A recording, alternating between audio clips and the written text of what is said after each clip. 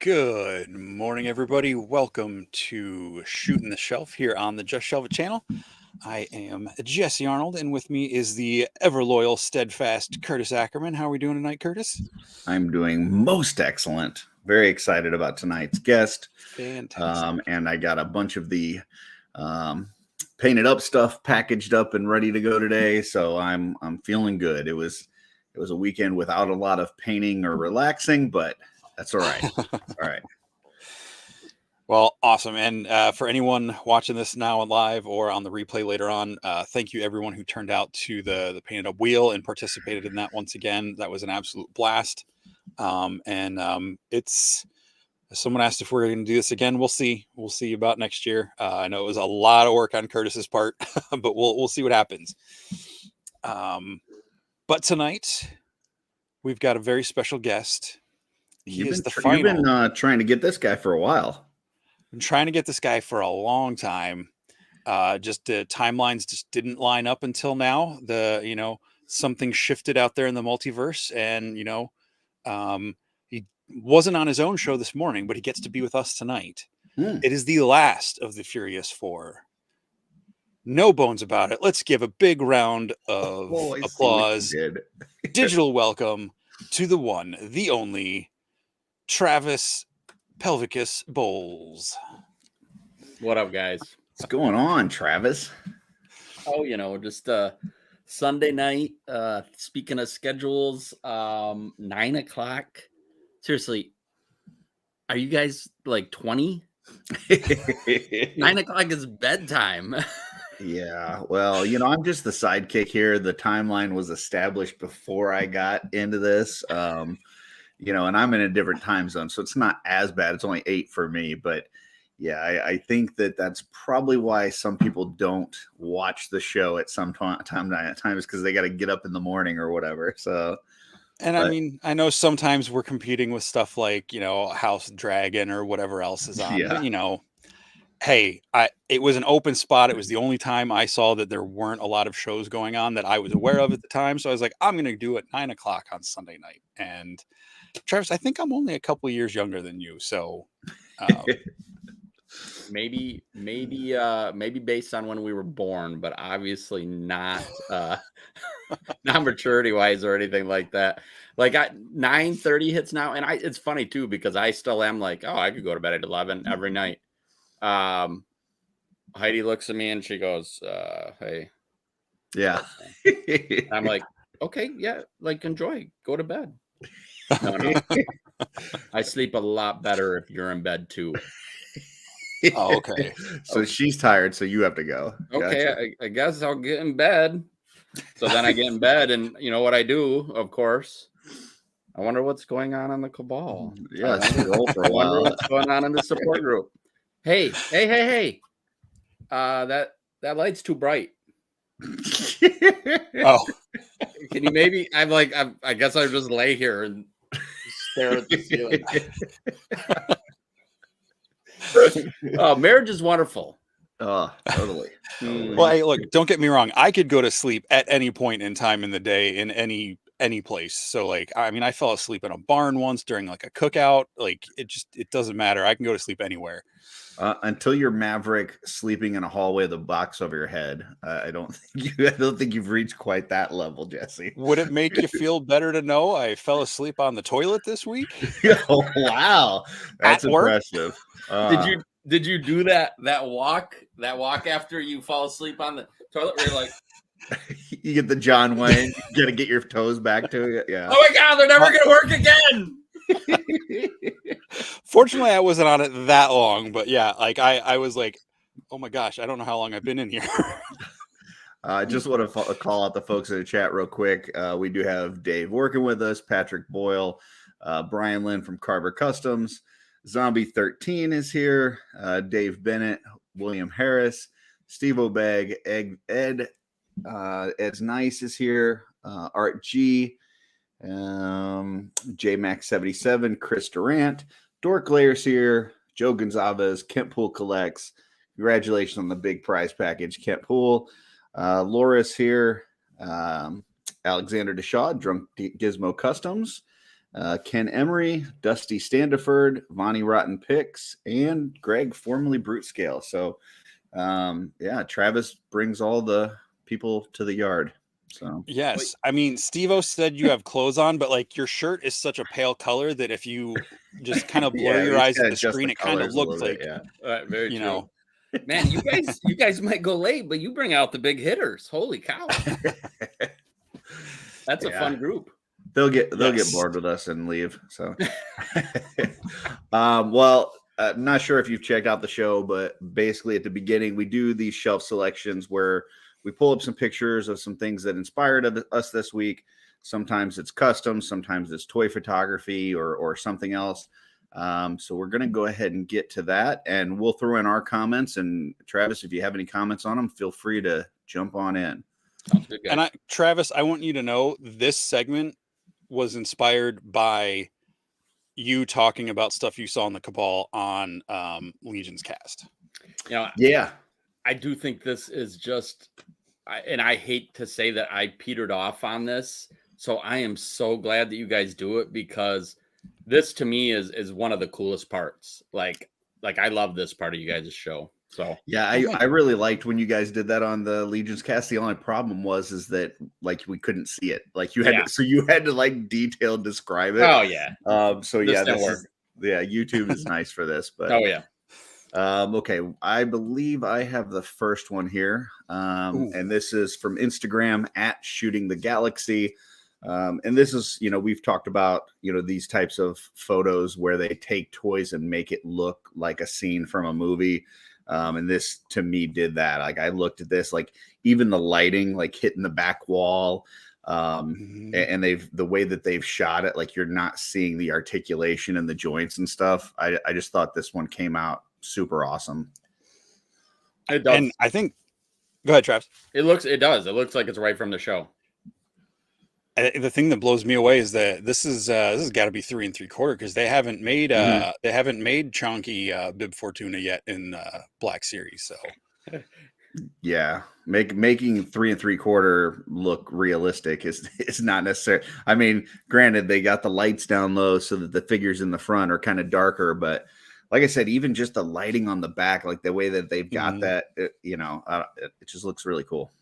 It's fitting because like you're going to the club. Oh, well, there you go. Dorglair says Shooting the Galaxy is the guy that does the official Hasbro photos. So he barely knows what he's doing.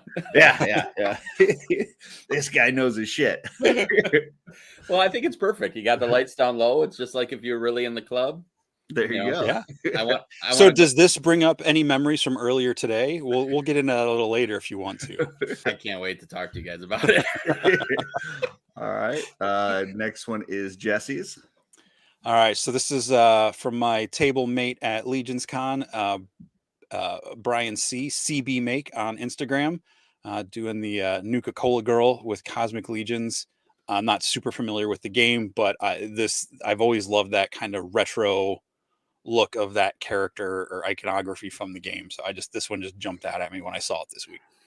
So, and I just saw this when you sent me the photo, so I really didn't dig into it, but that like old school sci-fi ray gun and jetpack, are those parts that he's selling then?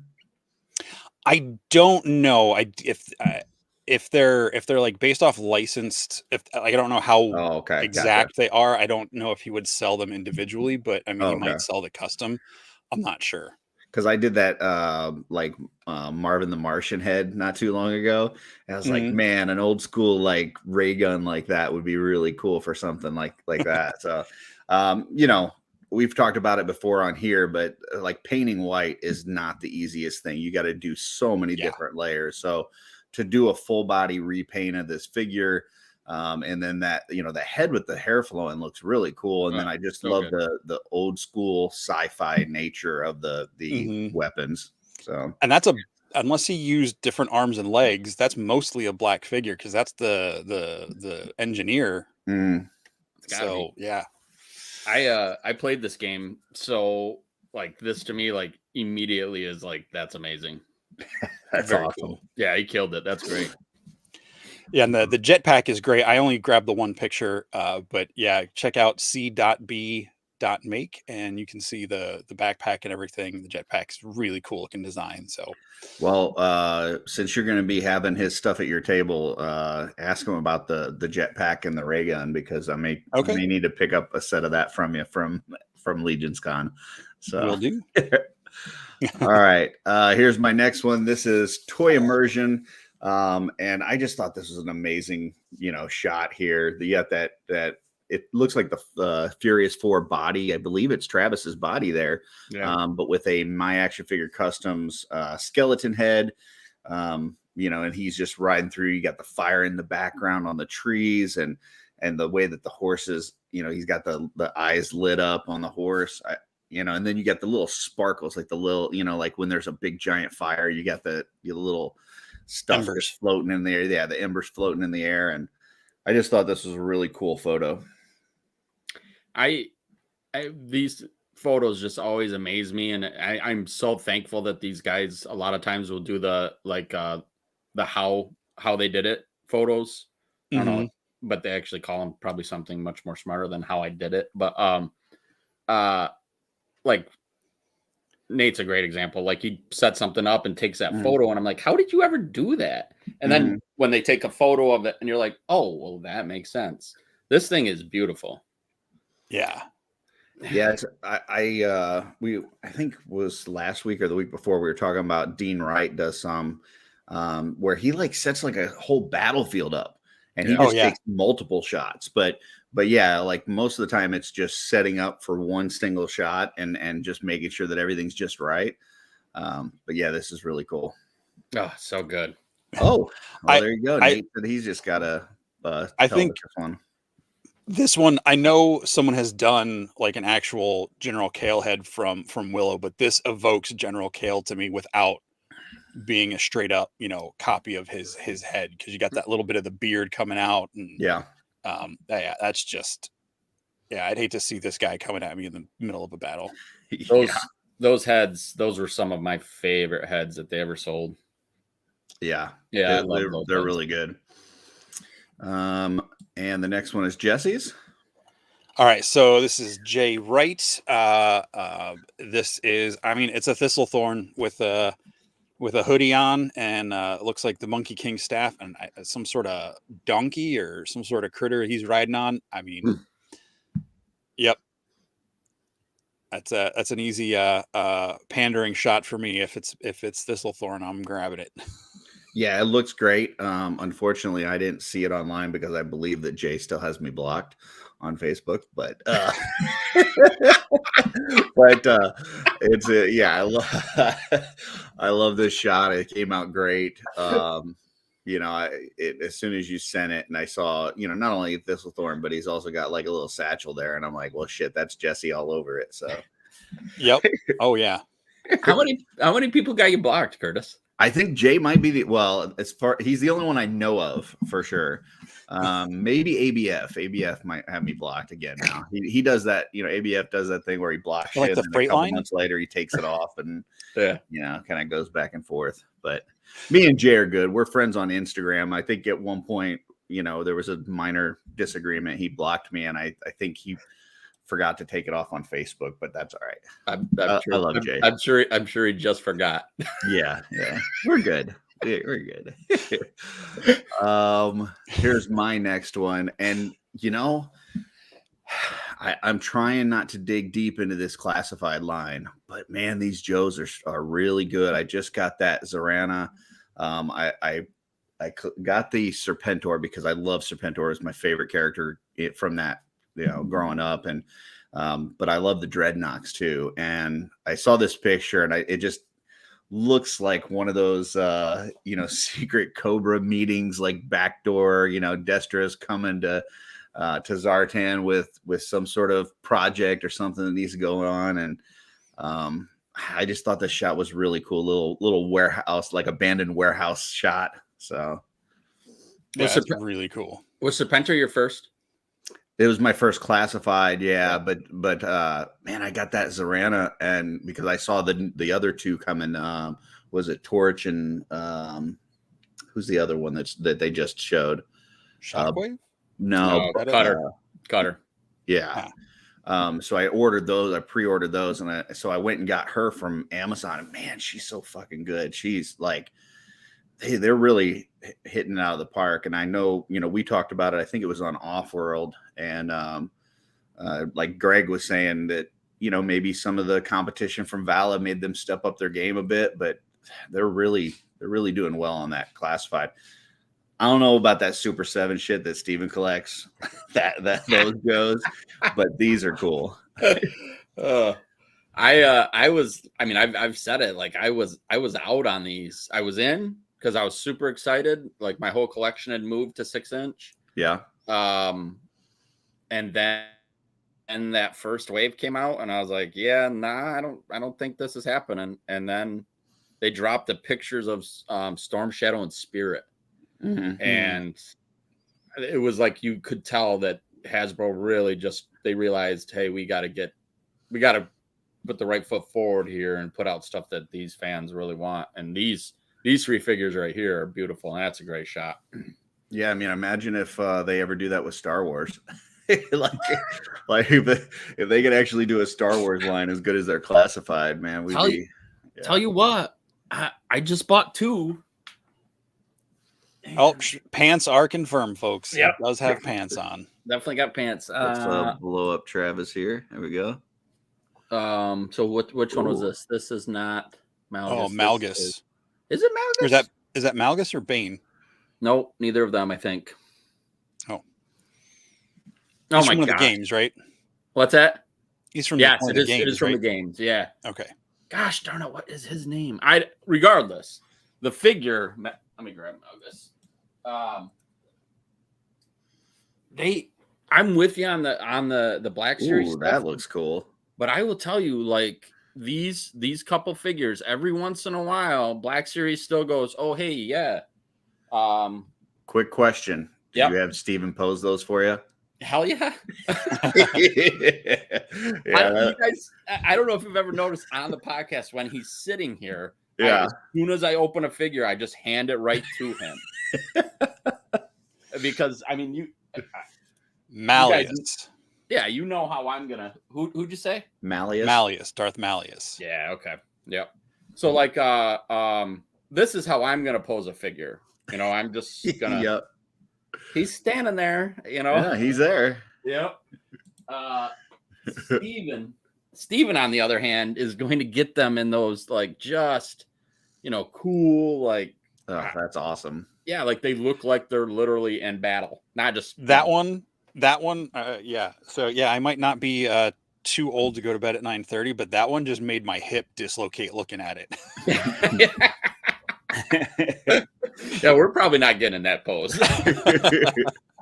Not by choice anyway. No, that's for sure. Yeah, I know what you mean though, Travis. I like when I get my figures, like they may as well not have articulation because I'm not getting them in crazy poses. But yeah, Steven makes the most of it. He was showing the Red Death today, and he got it in some poses I've not seen anybody get it into. And I think he told me, like if you're going to keep the robes on and stuff, it'll help to like remove the waist piece, because you're not going to see that anyways, and then you can get it crouched down even lower and stuff. So he knows all the tricks. Yeah, he's got skills. Yeah, and this is Jesse's next one. So I saw this. I saw someone reviewing this. I was going to make a joke about someone making a custom, and then I saw someone I think this is Mezco, Solomon Kane from Robert E. Howard. The guy who wrote Conan and stuff. And it just, I have a collection of the stories from him, and he's just such a fun character. He's this like pilgrim swordsman, but he's kind of a dick. But like. It's kind of like The Witcher, but he doesn't have any powers. And, he's just, he goes off on these crazy adventures where he's like saving a woman from like, the Amazon, like some sort of wild, creature tribe in the Amazon and stuff. It's a pretty fun series of adventures. And this was just a cool shot with like the moon and the trees in the background and the lantern hanging off the street sign there and everything. And whatever vampire he is vanquished. I just thought this was pretty cool. Yeah, I just saw the movie probably a couple of years ago. It was fun. I've not read any Oh yeah, or anything, but That's yeah, a that fun movie's movie. pretty good. This shot, I love it. It actually reminded me of one of Trevor's. Just kind of felt like with the moonlight and the way that it's oriented, it just felt like a Trevor photo. But yeah, it's a lot of fun there. So I'm not normally a huge Mezco guy, but yeah, this is cool. I'm pretty sure I ordered this figure, and it was one of those like that took so long that my debit card expired. And then I never got, I've never got any notices about it. And Mezco. I do love Mezco, but man, some of the stuff with them just makes me go a little crazy. Yeah. This is a beautiful figure though. This one I absolutely fell in love with. This is Sir Dork, and he took this Stormtrooper and just like burned the shit out of it, and like has it like where you can see like bones and stuff coming through, and then took this photo, and it reminded me of Breaking Bad when Gus has that bomb go off and he walks out of the room and he's like missing half his face. It reminded me of that. I just thought this was kind of just a really cool, like right after an explosion, and this guy just hasn't realized he's dead yet. Yeah, it reminds me of the opening battle in Saving Private Ryan, where that guy is like walking around calling for his mom. Yeah. Or whatever. Yep. How about this season? Yeah. I shouldn't say any spoilers, I guess. Yes. Yes. Yeah. I probably should be a good boy, I guess. Yeah. Lieutenant Dan, you ain't got no legs. That's really fun. These last one. Johnny Cheesecake, Johnny.Cheesecake. This is I know in the Horde, the orc group, they're doing Orktober, post orc pictures every day. But this one just with kind of that orange fogged out background, the twisted trees, and just this whole horde of orcs on the march with some goblins, and having this orc on that boar is really cool with all that bone armor. I mean, it just looks like something. This is just like epitome of fantasy bad guy horde on the march, and I absolutely love it. Yeah, I like the having the goblin up front, like a little closer, and then that D20 really makes this work as far as the mount, and I love that bone armor that he's got on that orc. The whole thing works as a total group shot, and then even just the lighting, like it just kind of looks like, I don't know, like something out of Lord of the Rings or something. Yeah, it totally looks like that orc troop that's marching by when Sam and Frodo have to pretend to be orcs for a minute. Yeah. And now I have to buy that boar. Yes. That does work well with Legions. Yeah, I knew it would too. I just drug my feet on it. But they'll do like what, 3 or 4 different colors? Yeah, I'm waiting for the basic, like the bare bones. Yeah, no bones included one. Yeah, beautiful. So that's the last of our shelf selections, but we do have a couple more things that we got to show here. First one is Trevor's show, Toy Photography Bomb, best of the month. If you aren't watching the show, you have trust me, watch the show. If you like this segment that we do in shelf selections, you'll love Trevor's show, Photobomb. It is like the same thing as shelf selections, but with smart people. So like, because they take these awesome photos and they break it down from a toy photography aspect and will tell you why things worked, why they didn't work, with a lot more photograph knowledge than what we have. He's had 2 so far. So, but yeah, really, check those out. 3 of the 4 artists that I found today came from his most recent episode. So it's just a really fun show, like I said. So if you like looking at really cool toy photography, definitely check that out. How many shows is Trevor on? Like seriously? 1 million.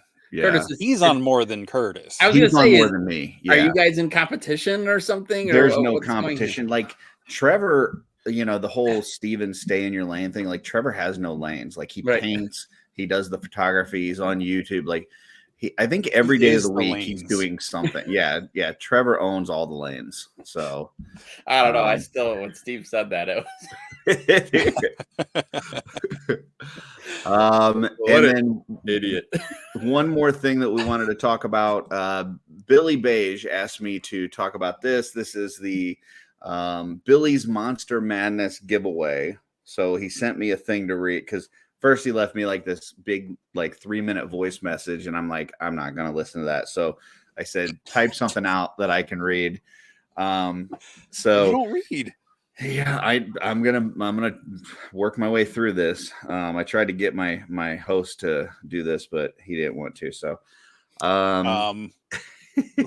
What? When did that happen? I said it to you earlier today. I was like hoping that you'd just go, "Oh, yeah, I'll read that." And I was like, I thought you were just showing me what the info was. No, I was trying to pass it off on you. So I can read it. You want to read it? Hey, have at it. Yeah, let me pull it up here real quick. Hold on one sec. Okay. Billy's Monster Madness giveaway. Ooh, Billy like the Beige voice, is doing too. another giveaway. All you have to do to enter is be subscribed to his channel, like Billy's Monster Madness giveaway video on his YouTube, and sharing would be appreciated. If you are already subscribed, just comment on the video and you're in the drawing pool. Each spooky prize pack will be drawn at subscriber goals. The Goblin/Skeleton at 900 subs, Mephitor Scaphoid at 950 subs, and Mask of the Red Death at 1,000 subs. There you go. So that's Billy Beige Customs on YouTube. Nice. And if you haven't watched Billy's videos, they are, how could I describe it? Unique. It's not the professionalism that you come to know from like a Dork Layer video or something like that, but they're interesting. It's something to see. It is definitely, his reviews are some of the reviews on YouTube. We'll say that. He definitely does a review stuff. I love Billy. We got one more after this. Oh, okay. I snuck it in there. I think it snuck in there. There it is. Our friend Elijah Baker goes by Captain Firebeard Baker on Instagram. He launched his YouTube page today. So just wanted to give a shout out to him. He was in the chat earlier. I don't know if he's still around. It's 5 hours ahead over in London. But yeah, check out Captain Firebeard Baker on YouTube if you want to check out another cool dude doing cool stuff. There you go. So that's all of our promotions for other people. Let's get to Travis. So Travis, you weren't on today. What on My Wife Is Gonna Kill Me? What's going on? So probably about 3 weeks ago, a friend reached out and she sent me, Kyle, and her boyfriend Brian a little, well, it was a link to the Empire Strips Back, which is a Star Wars burlesque show. All right. I think it was in Vegas for, I don't know anything about the history of it, so I'm just going to stop acting like that. Regardless. You were there for the history. Yeah, it was attractive people dancing in Star Wars outfits. And I was, of course, in immediately. Like, it sounds like quite possibly one of the greatest things I've ever heard of in my life. So I'm like, in. And I sent it to the guys that sit around the table with me because in my mind, I just envisioned that it would be something they would enjoy as well. Oh, yeah. Go to and then talk about it on your show. And I feel like that to me was like perfect content. It would be great. Not a single word, like nothing. And so I said to him, like, so I sent the link and I said, listen, we're ordering tickets like soon. We're looking for a house. I just need to know if you guys are in. Crickets. So ended up going. We stayed the night on the other side. Before you get into going, so then you talked to old man Kyle, and was he like immediately? Oh, Old Man Kyle was in immediately, like Yeah. as well. Now I will say, Kyle did not. I imagine how Kyle sold this to his wife, his beautiful wife Kathy, was, hey, we're gonna go see a show in Detroit with the crew. Mm-hmm. Oh, okay, sounds fun. Oh, we're gonna stay the night in a rental house. We got a house. Oh, sounds great. It's a burlesque show. Classy though, it's burlesque. Yeah. She did not quite think it was classy. Okay. All right. But it's Star Wars. See, should have just said it's a Star Wars thing, you know? Yeah. Yeah, and she was fine. I just did, Yeah. but it was a great time. It was I mean, it was exactly what you would imagine. Just the props were really cool. Yeah. As Star Wars fans, I mean, the props were really cool. They put some serious money into it. And when I say props, like, I mean Star Wars props. Mm. Okay. The dancers, all of them, male and female, were like, they were just amazing dancers. Mm-hmm. You know, like they obviously trained to be dancers. This might not have been what they envisioned. You don't think they were talking their whole lives about being in a Star Wars burlesque? Okay. It kind of reminds me of when I got snipped. Mm. And I remember as it was happening, I looked down and the nurse was, she was holding things. Yeah. So the doctor could. Yeah. And I go, is this really, when you were growing up, is this what you really thought you were going to be doing? Probably not the best time to say that to the doctor. It got worse too, Yeah. because then like, I don't know if this happens often, because I think it was like her second or third day, which is why I thought the joke was even funnier. The doctor looked at her and he goes, do you want to try? And he handed her the tool. I'm not kidding. He did it. Oh boy. Yeah. But I will tell you, if you like Star Wars, you enjoy burlesque. There's no nudity. Very, very close. But it was just fun. And I'm like, sit back going, how could if you're into that kind of stuff, obviously, how could you, and you love Star Wars, how do you not go to this? Like, So I've never been to a burlesque show. So was there like a storyline to what happened? Like, okay, so it wasn't just like dancing, but was there? No. Okay. There was, in between each set, there was a comedian who came out, and he, and I say a comedian, he was the host. Mm-hmm. And he was like, he was playing Lando. Are you okay, Jesse? Well, yeah, I just saw Dark Layer's comment. Got Boba Fett. Oh, I can't imagine. Cloud Titty. Yeah, I mean, so they would go, like, they would be like, we're going to go see what Princess Leia is doing. And Princess Leia is giving R2-D2 a little dance. And it's like a perfect R2-D2, it does everything. Like when you go to a Comic-Con, that's R2, it's so. I'm guessing it was a Slave Leia version. Actually, that one was, no, it was our episode 1 Leia. Or okay. Episode 4? No, whatever. The white. Anyway, yeah. Yes. Yeah. So it was fun. Like everybody that was in our group really enjoyed it. The comedian, the host, was great. I mean, he was really good. He played the crowd real well. I experienced something a little different from the standpoint of like how a crowd reacts to that. Mm-hmm. Because there was a lot of women there, and like the women, anytime these dancers would do something amazing, the women in the crowd would just go crazy. Yeah. And it was awesome. That's cool. I'm just telling you, you should do it. I've never been to a burlesque either, but now I want to see the the Step Up Star Wars movie series, where Up. the Star Wars characters are doing everything but like in dance dance. competition. Yeah. Okay. I tell you this. This is one of those things that you don't really know what you're getting yourself into, and then it happens, and you're like, "Wow, that was something amazing." That's like your go-to place, though, isn't it? Oh yeah. Like, I don't know what's going to happen here, but it's going to be good. Yeah, we're gonna have fun one way or another.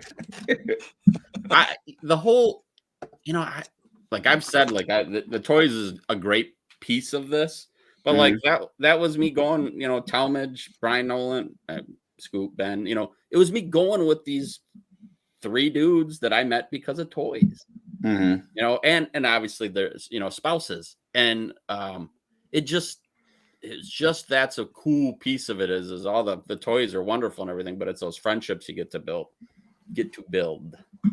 Yeah, I think it was a couple weeks ago. You guys were talking about, community versus the toys, and like if you had to give up one, which one? And I thought that was a really good discussion you guys had, and it really highlighted, how important these connections are that we make in the community. And obviously we got, a month away from LegionsCon at this point, and it's just going to be amazing. And to go from, you and Steven at the beginning of the Mythic Legion line kind of talking about how awesome these figures look, and, you're just excited to get that first wave, and to go from that to getting your own figure made of you. Yeah. And like I'm sitting right behind you last year at LegionsCon, and you guys are just signing autographs like all day long. What has that ride been like for you? Geez, oh Pete. It's been amazing, and a huge part of that has been because of the 4 Horsemen, of course, and the community that they've built.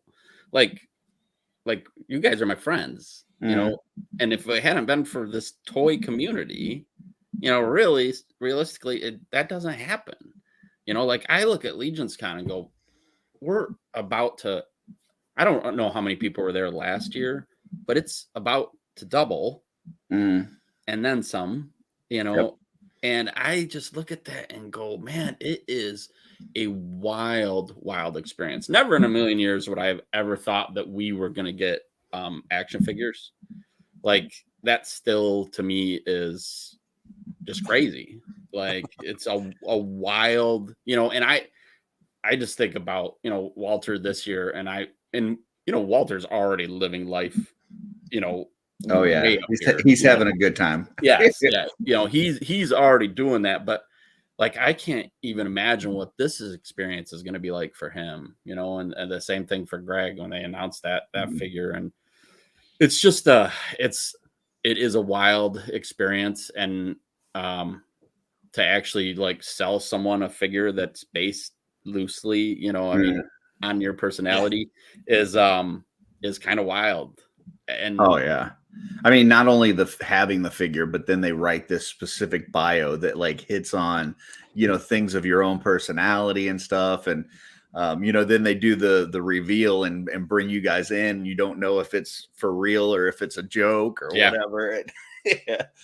Yeah. I still think they should have punked us. I really do. I mean, they just should have done that. But it really, like to your point, it speaks to the 4 Horsemen and what they've created here, because how many other toy lines are the creators of the toys this connected to the people in their community? And, to where they encourage the customizing and the third-party parts companies and all of that kind of stuff. Now, I think sometimes we can lose sight of that, these guys are very accommodating to us. And, you can't just go onto a Hasbro board and complain about shit and expect them to see it and do something about it. But people do expect that in the Cabal. Like if they not happy about something, they expect that they can, use those connections, because you can message Jeremy Gerard at any time of day and he's probably going to message you back. Right. Probably not now. Yeah. I think it's one of those where you got to be careful that we don't abuse that, because it's a very unique situation that they are that involved with the community, that you don't want to, make that go sour, You think about, we have now been able to see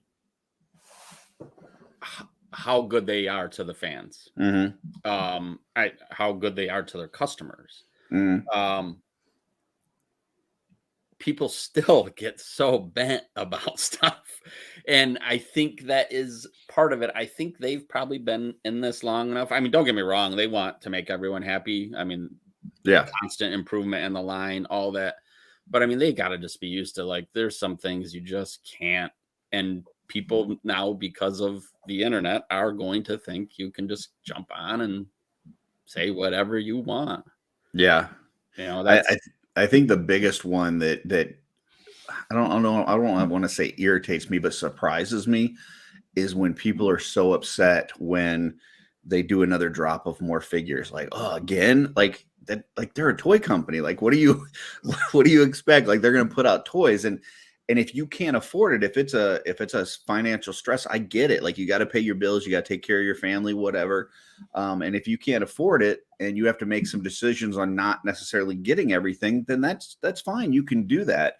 But yeah, some people get so upset when they put out some new figures, and it's like, this is supposed to be fun. Like, these are toys. It's, so there's not much better than there being stuff to buy all the time. Right. I mean, yeah. I want more. Like, I want more. Now, with that said, I also don't have a problem going, hey, I gotta slow down a little bit.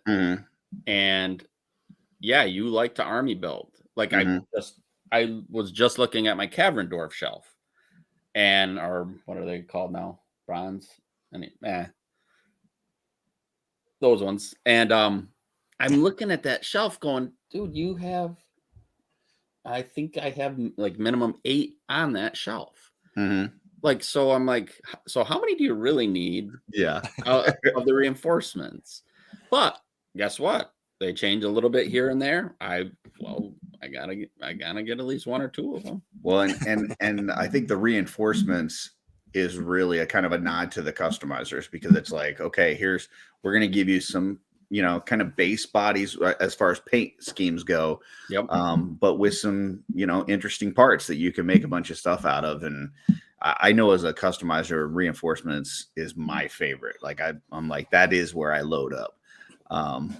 So yeah, that's cool. But that being said, we do have a new reinforcements wave that's been going on. I did want to pull that up real quick and just kind of get your guys' thoughts on the figures that have been released so far.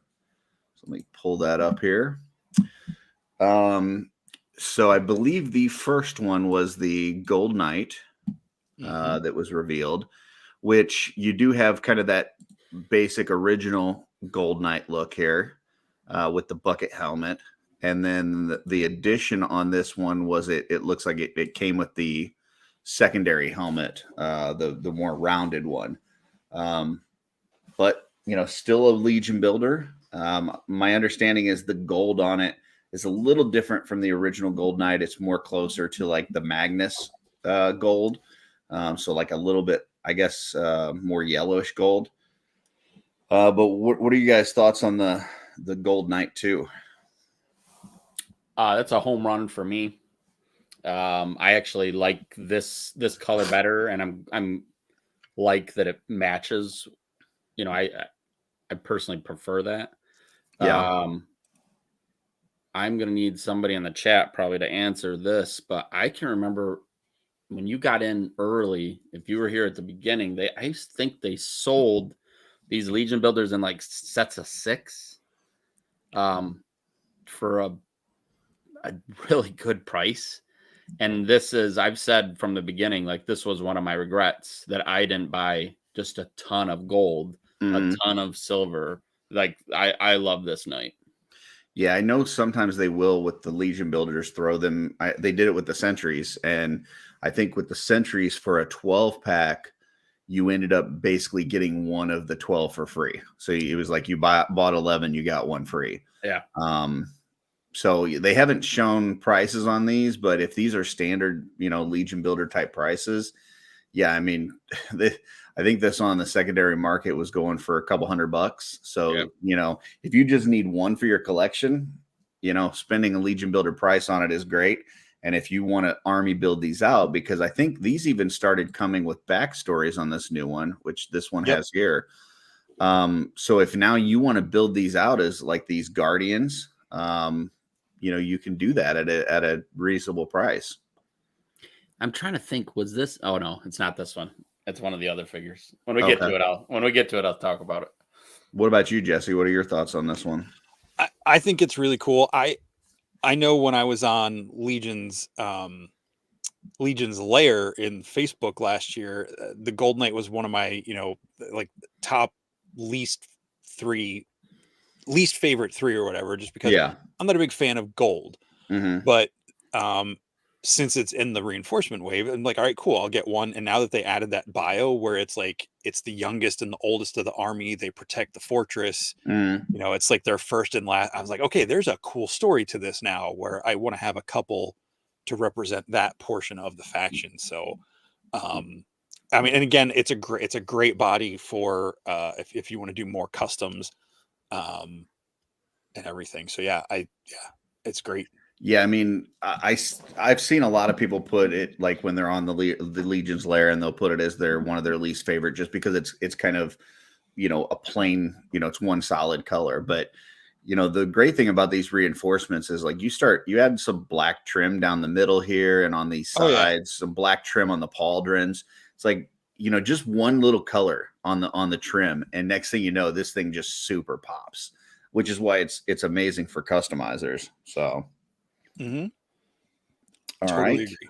The second one was the Cavern Dwarf 2, which I'll say this real quick though. Just because it was in my top least favorite 3, I was like, it's still a great figure, and if I had the ability to get one, I wouldn't hesitate. Like it's like pizza. That's a pretty hard question to actually answer. I mean, you're like, I love all the figures, so right. Yeah. That's I wanted to address this at some point in the show, but on the I think it was on the Sunday Day Live today, because they didn't do Saturday Day Live. They did this Sunday, and they were talking about our Euro Legions interview, Jesse, where I said that I told the Euro Legions guys I think that they have the best Legions show around. And that includes I just think that they just do a really good job of the lore and talking about like the different figures and stuff. And Trevor was Trevor was taking a little exception to it. And it's like, it'd be like if I was talking about different types of pizza, right? I like all pizza. I love pizza. It's my favorite thing in the world, right? So if I say it's my favorite pizza, it doesn't mean your pizza is not good. Trevor has a great show too. I just think the Euro Legions guys do a really good job. Plus they got those super sexy accents. So, Heck yeah. But anyways, Trevor's not believing me, but we'll move on. So the Cavern Dwarf, it does come with the kind of armored beard look that the original Cavern Dwarf did, with these horns. And then they have the newer helmeted beard look, which I believe was from the deluxe Legion Builder wave. So you kind of get both of those looks. You do get the cool shield with the the dwarf emblem on it, which we haven't seen that in several years. I know Bromden comes with that, the Cavern Dwarf comes with it, but it's been several years since we've seen that. And then the big giant mace there. So what are your guys' thoughts on Cavern Dwarf 2? Start with Travis.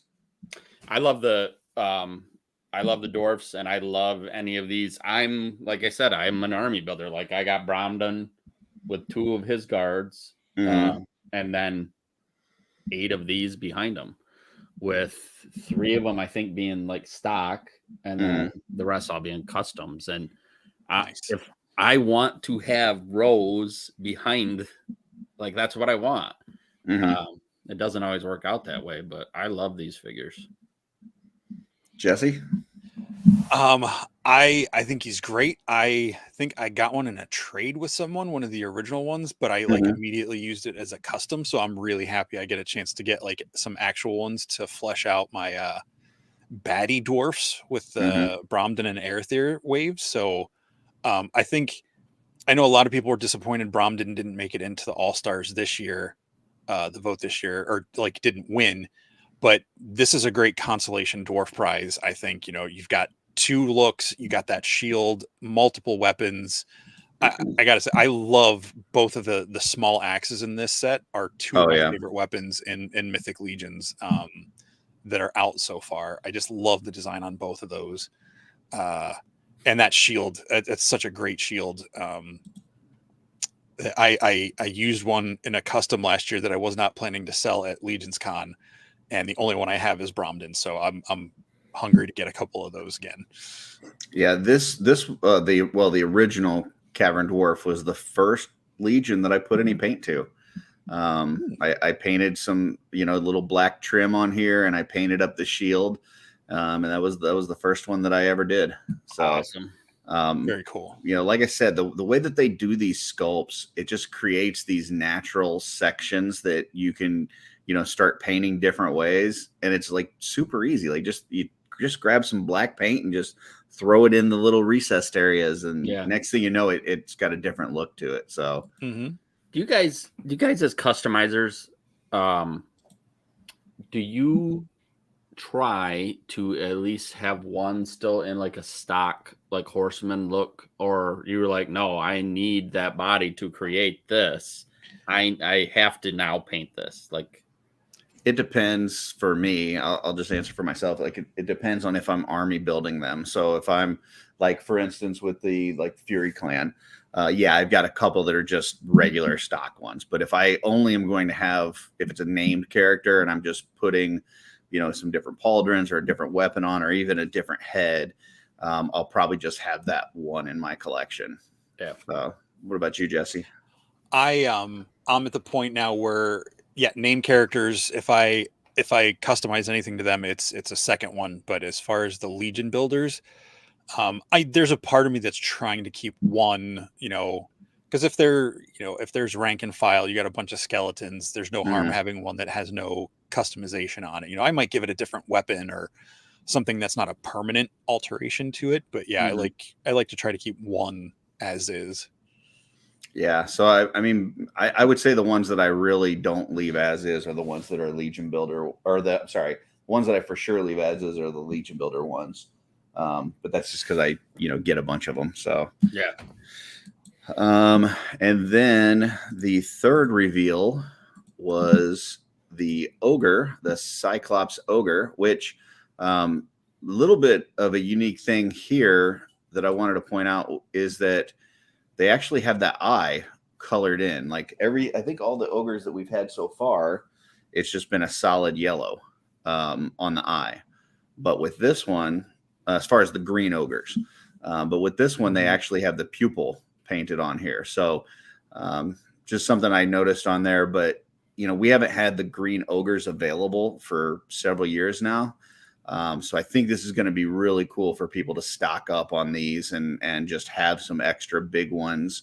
I know we got the brute scale ogre, or the brute scale orc coming from Poxus, but having some more ogres with the green skin is going to be cool to have out there. Travis? Legion shot better get their Ogrenaut heads back in stock. Yeah, they're going to need to get those ready. As a fan of the line, I love it. As a dirty flipping, scalping toy salesman, I have two. I have like 2 of these to sell. So I'm like, so you need to sell them before people realize there's a new one coming. I'm just kidding. That means I'll probably just pull them out of the package and put freaking custom heads on them like a crazy person. But yeah.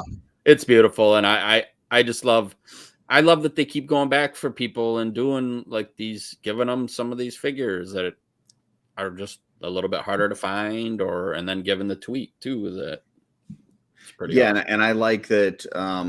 With this reinforcements too, they made just some slight changes to it. So if you already had a Kurzog and you already had an original ogre builder, this gives you a new head. It gives you that Cyclops Archimedes head now painted in green. So it gives you a little bit something different for your collection too. So I like that they made some tweaks to these figures and they're not just the same things that we've already seen. You guys got any idea what that figure, the original version, I mean, obviously what it's going for right now? The original builder ogre? Yeah. I do not. I gotta think it's probably like minimum $80 to $100. And now, I know I got one from Nikki Nicole's table at LegionsCon 2021. Yeah. And I want to say I paid around $100 for it. Yeah. But I didn't know. I was like, I've never seen one of these. I was pretty new to the line at that point. Yeah. I was like, I need one of these to put a head on it. And I think that's probably a going rate. So I look at this and so I'm thankful for, that they're going to get these out there. Cause you want to have 4 of them lurking behind your Horde. You never know if you hold on to those two. Sometimes people they want that older one. If they come into the line late, they want that early. They want those white twist ties from the Kickstarter, or if they can prove it's the inbox collectors are the worst. This is my first time with this line. Yeah, this is the first time realizing that it does come with that original head too. So that's cool, and it's got 2 different sets of bracers. So, couple different looks there. If you want to army build those out right off the bat without even using third-party parts, you add third-party heads to it, and now all of a sudden you got, all kinds of different looks. So really you can cool. Use that Noble Barch kit. You can put some of that stuff from Deluxe Builder Wave on there. Yeah, lots of stuff you can do with those. And then today, Hedgehog Action did the reveal of this as the Templar Relic Guard. And if you haven't seen his video, go watch it because it is hilarious. He's got some interaction with his wife in that video and it is awesome. But yeah, so we got basically a new Templar look. We've got the Sir Gerard, which is the black and the red. We've got the Dark Templar, which is, black tabard with white cross. We've got obviously the regular Templars with the white and the red crosses. And now we've got this white tabard with the black cross, and a couple different helmet options, including a Red Shield Soldier helmet on there, the frog hat helmet. So what are your guys' thoughts on this one? Go ahead. It's, in my opinion, they could keep putting this figure out with different colors every time, and I'm going to buy every one of them. Yeah. I just love this design. And for the price that I imagine we'll probably get these at, it's one that's going to be hard not to army build. Yeah. I mean, I was watching the Sunday Day Live today and they were kind of talking about it. And I've heard this opinion from people. LeBron was talking about it like the Templars for him are too real world. Like it's not one of those figures that he really enjoys because he likes to keep his mythics separate from, from real world. And I've heard some other people say that as well. But I mean, look at this past year. Like we got, or year and a half, we got the Dark Templar. They put out the Sir Elijah, Sir Enoch. We're getting this one. These things are selling. Like they're making money on this. They know, like Forestman, when they put out a new Templar of any kind, whether it's a Legion builder, whether it's a named one, like they're selling like hotcakes. So even though there's some folks out there that aren't buying them, a lot of times the ones that are buying a big quantity of them. You see a lot of Templar armies in people's collections. Mm-hmm. Well, and so I could tell you, so I set up at a show and I have a huge 6-foot area plus, of Mythic Legions. Yep. And what figures people come in and what catches their eye. Yep. And it is the Templars. Like it really is. There's a few other ones, but man, the Templars are just something. It pops. It pops. Yeah, I think it's just it's similar to the Motu tributes or even the figure Obscura, where like you're saying, it catches somebody's eye, it pulls them in, and then once they're in, then they look at the other stuff and they're like, oh shit, they got that. Oh, it's one of those things that will make people have a second look, and then they realize all the other stuff that's there too. So Jesse, what are your thoughts on this one? I think it's great. I was debating on customizing one of my Templars that I have into the Teutonic Knight that this is based on. That was the white with the black cross. So this saves me from doing that and keeping the Templars are not my favorite, but again, it's like pizza. They're still awesome figures. Yeah. And the fact that the story says that there's 12 of these guys that are like again, the story on this one, the fact that they're giving the Legion builders stories now makes it more compelling to get more than just like one or two for the shelf, Yeah. So how many do you have to have? Well, my guess is they'll give us some actual characters in this group at some point. Like a named character that's one of them. I would make sense. It's just cool seeing a new faction. So it's like a subgroup within the temple, because the Templars protect the temple while the rest of the army goes out and fights. Yep. And then you've got these guys that are guarding whatever. They're like last line of defense for whatever these relics are, or relic. I find that really cool. Kind of creepy too, but kind of cool. I noticed in Hedgehog's video and some of the photos and stuff, he had the Dark Templar next to this one, and pretty much the armored parts are all the same type of parts, but it's a different color. Like the Dark Templar has more of a kind of a dark grayish look to it, whereas these do look more like the metallic armor. Yeah. So I like, since it's the same armor but a different color, that's going to create some mix and match opportunities. Because like I got, I don't know, 10 Dark Templars in the garage. So when these come in, I'll be able to kind of mix the parts up and kind of create some different armored looks and stuff in terms of color and stuff. So I'm with Travis. Like, they keep putting these things out every year, and I'm going to keep buying them. Give me every color, give me whatever. Yeah, they're just super cool. Nate, it's like that's exactly what I was thinking. I'm like, seriously, 12? 12 of them? Yeah, well, director of marketing. He knows what he's doing. He knows what he's doing. Yep. Yeah. I'm not doing all 12 because then I'll have more of those than the regular Templars. So, well, I've got, what do I got? Like 13. I got 13 Elijahs coming and 10 Enochs coming. So I totally get it. I totally get it. Yeah, and then you add in the third party a component of that, and like I fell in love with Emil and Steven's God's Fire line, and so you take that that base Templar and they create these stories around these characters for God's Fire, and it's like, well, shit, now I need some for all that too. So I need my whole God's Fire set of Templars, and then I need these other ones, and yeah, it just becomes really cool. Yeah. So it's an addiction.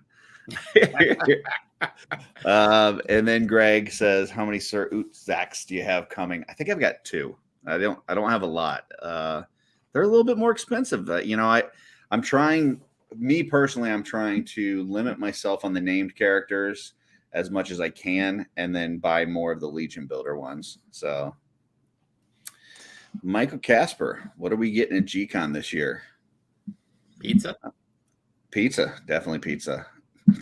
What types of figures do you think? You think it's going to be, there's been a lot of speculation about, Red Star and Noble Bear. Is that what you think we're going to get, or do you think they're going to surprise us with something, Travis? I think that's what we're going to get. Yeah.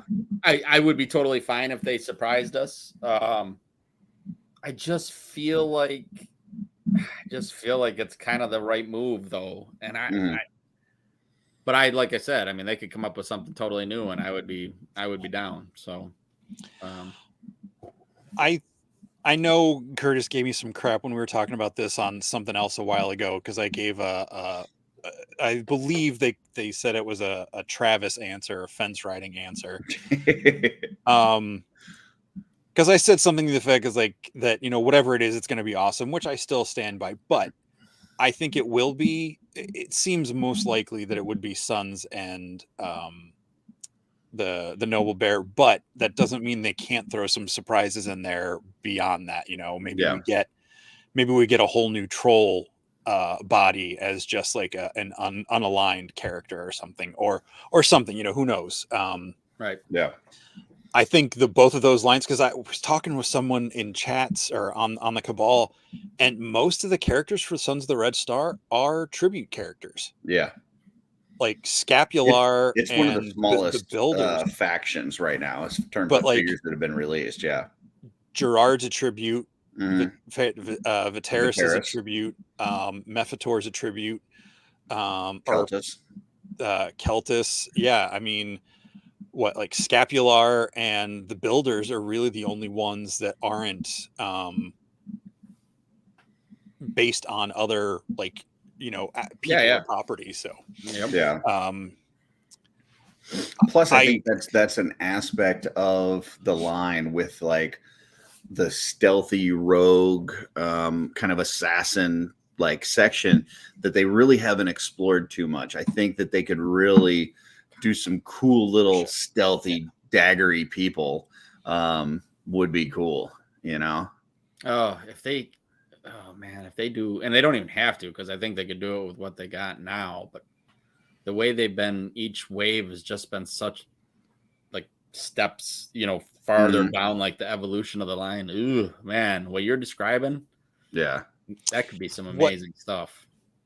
What I'd like to see in like what you were saying with the assassins and stuff, and maybe I spaced out when I saw Grisha there, but like 2.0 soft good arms and legs. Yep.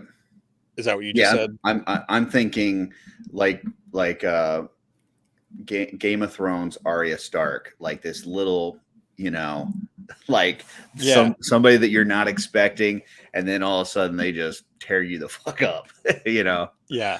So, but yeah, like the full bare arms and legs would be cool. We know they've done that with the Mask of the Red Death now, and with Uka in the Cosmic line.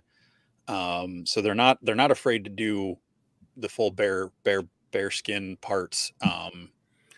Well, and I'm also interested to see if they take some of the cosmic stuff and put it in with the mythics in this wave, because we saw like that the Thraxian Scout, where it's got that scaly skin and stuff. Could you make some sort of snake, mercenary or assassin and throw it in Red Star? Like, I don't know. We'll see what they do. I'm sure that there's going to be some surprises, but I kind of lean towards what you guys say. It's probably going to be Red Star and Noble Bear, just because we did all the other factions, and those two, well, at least Red Star for sure has it's quite a few less figures than what the other factions have. But I'm sure they're going to have some weird shit that we're not expecting. So, I mean, could you just imagine the story for that, where, so the Dark Four back. So now you've got like Sons of the Red Star, because everybody's preparing for war and doing all this stuff. They're just going around stealing all the shit they can get their hands on, because nobody's paying attention to the good. Oh, yeah. Like that, there'd be really good story elements to work those guys into that. Or maybe the other factions are utilizing them, to help win certain battles or something, and they're paying, like they're selling their skills to the highest bidder to win a battle.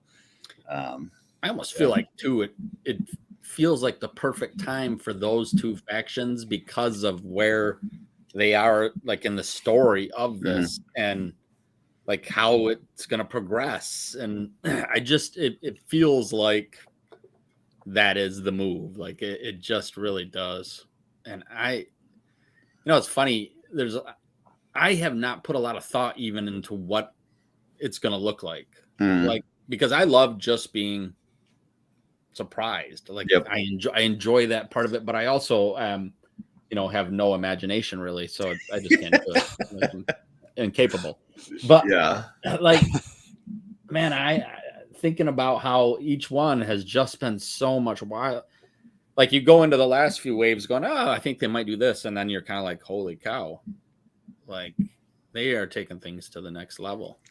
Alexander says a bear mount would be amazing. I've heard some people talk about that. I mean, obviously that would be all new tooling. I can't see you using any of the moose or horse parts for that. Like that would probably be all brand new. So we'll see. I'm not going to rule it out, but that would be a lot of work. Would it shock you though? No, it wouldn't. It definitely wouldn't. Especially with Noble Bear, and it kind of has that story to it. Yeah. And then Nate says, speaking of the Red Star, it's Gerard's favorite faction. He's probably going to be giddy over. I could definitely see that. Like I could see Jeremy just diving into this, and having worked with Eric and come up with some really cool stuff. So it's gonna. I think that those factions are needed to progress that story. So I just feel like that's what it's got to be. Yeah. You guys talked me into it. That's what it is. There it is. All right. All right. We convinced Travis, so we're good. Yep. Now, there's a whole sick part of me that just because I want everybody to be wrong, that it's not going to be either one. Like, either a whole new faction or something completely out of the blue. It's like when everybody was saying that the Toby and Andrew Garfield were going to be in the new Spider-Man. I'm like, I hope they don't. I hope they don't, just because I want everybody on the internet to be wrong. Just like that's like the weird pettiness comes out on moments like that never goes anywhere. Then I saw him in the movie and I was like, I love it. It was great. I'm glad they were in it. I would never have thought of you as petty. Nope. Ever. Yeah, but it's just that it's that Rogers. moment. It's just that it's that moment where it's like, I'm so tired of hearing about Toby and Andrew being in this movie. I don't want them to be in it. It's like, I'm so tired of hearing about Sons of the Red Star and Noble. Even though I like both of those factions, it's like, I just want people to be wrong just because they were so sure. I did. Because every time I'm sure about something, I'm wrong. Wanted to pull this up from Dork Larry. It says, after the Skeleton Horse and Monkey King, the concept of tooling as a restriction is out the window. And, that's for sure. Like the last, from Necronominus on, really, it feels like they threw the whole tooling budget out, and it's just like Eric's going to make cool toys. And if that means that they have to pay for new tooling on certain parts, he's okay with that. I don't know what we're going to see, but I think we're going to see some really cool stuff. I think there's going to be some cool parts reuse. Like one part that I think we'll see for sure, regardless of whether it's Red Star and Noble Bear or something else, I think those Varg wrist wraps, I think we're going to see on something, because like right now, that is one of the most desired pieces for customizing, and it's only on a deluxe figure that is getting harder and harder to find. So I would be shocked if we didn't see those parts. But then, like Dork Lair saying, you're going to see a bunch of new tooling as well. So I think those wrist wraps and the boots from Kern Ray. Yeah, I think we'll see those too. Yep. I think I was standing next to Travis at PowerCon when for the last half of that reveal. So when that walked up, we were both like just trying to track it and trying to pull it up on our phones because we couldn't see the front of the room and everything. And I think those boots, I wouldn't be surprised if those boots and wrist wraps go on the same character. Like, I think that would be an easy combo. And then Kevin says, need another named dwarf. I think this is probably the time. It's been, I think the last one was, who was the last one? Who's the Bromden, wasn't it? No, the Torgan? Do it to Mohawk. Torgan Was the last one. And that's what, 3 years ago? So I think this is probably the year that we get that. So we'll see. We'll see what happens. It's going to be fun. So we're a month out. And I did, speaking of LegionsCon, I know it's going to be fun. We'll all, meet, hang out in the lobby. It's going to be great. Just kind of like that family reunion aspect of it. But one thing that I wanted to bring up and ask you about, Travis, because I was looking at the map, and my wife is going to kill me, guys. The table is nowhere close to Steven. Steven is in a completely different row. So how's that going to work? I noticed that you guys had something similar at PowerCon where he kind of went to a different table away from you guys. Is there some sort of separation there that we should know about? Yeah, there's separation. He wants to get away from Pete. Okay.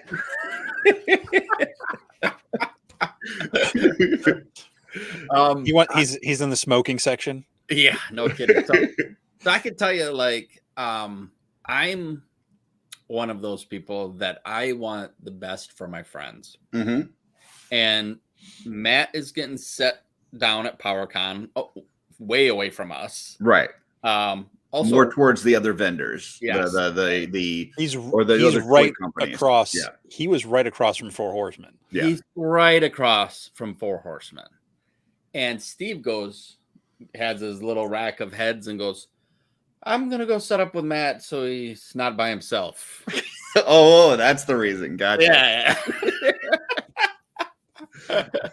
So it worked out, much better for him down there. And, me, Jeremy, and Pete just kind of did our thing. Yeah. But I've kind of just given up on that. It's just the way it is. He gets with the wolf pack and, I get it. It was funny because we were setting up kind of the Wolf King block. And so Len's messaging me and he's trying to set up like who's in what order and stuff. And he's like, well, I was thinking I could kind of put you next to Steven. And then that way, like, we know that Steven's going to wander off. And when he does, then you can kind of sell his heads and stuff. Like, are you okay with that? I'm like, no, I'm really not. like I was okay with helping him and stuff last year. I didn't have my own table. But now I'm trying to make some money. Yeah, I'm trying to sell my own painted heads. And his are, in my opinion, better than mine. So I'm not going to, try to sell his when I need to sell mine. I said, you need to put a buffer in between us. So he put a meal in between us. Like, oh, perfect. I was like, then if Steven wants to wander off, Emil can sell his stuff. Yeah. That's fine. The ultimate buffer too. Yeah. Yeah. So. Right there. Yeah. No, dude, this is how you do it. You just go, he walks away, you grab his stuff. Throw it off the table. Move a few of his heads onto my rack and tell people I painted it. He ain't gonna remember anyway. I don't know if I told you this story from MWIGTKM, but me and Steven are working that Wolf King table at MWIGTKM, and you're doing the Four Horsemen street team thing, which, by the way, you did an amazing job. That was really fun. Like to get your thoughts on how that all went down. But I'm sitting there working the Wolf King table, and Steven he actually went to go get me and him a water. So this guy comes up the table, and I'm talking to him about all the parts and stuff. And he goes, by the way, I just want to let you know, I love your work. I've got a few of your pieces in my collection that I've gotten from Wolf King, which I've done a few painted stuff for Wolf King that we've sold. And I was like, oh, well, I really appreciate that stuff. And he's like, yeah, your work is just so good.